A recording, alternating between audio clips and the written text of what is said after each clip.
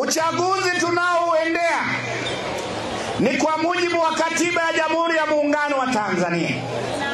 Madiwani tulionao hawapasi kuendelea, lazima wachaguliwe kila baada ya miaka 5.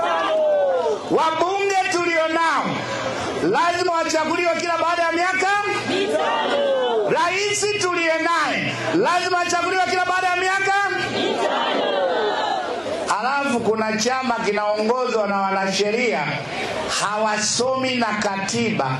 Uchaguzi huu sio kwa ridhaa ya Chama cha Mapinduzi. Uchaguzi huu ni kwa mujibu wa katiba ya Jamhuri ya Muungano wa Tanzania. CCM inaheshimu demokrasia. CCM haiwezi kwenda kinyume na katiba ya Jamhuri ya Muungano wa Tanzania.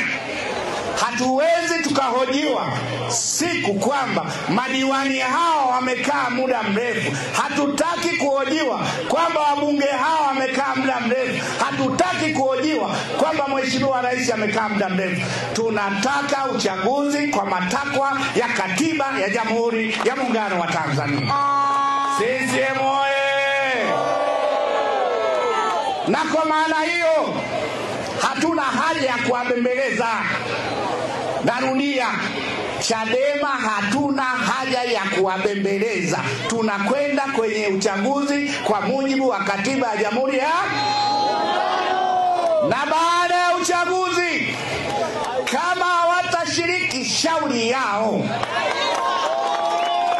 Wasiposhiriki, shauri na ndo mwisho wao wa kuwa chama kikuu cha upinzani Tanzania.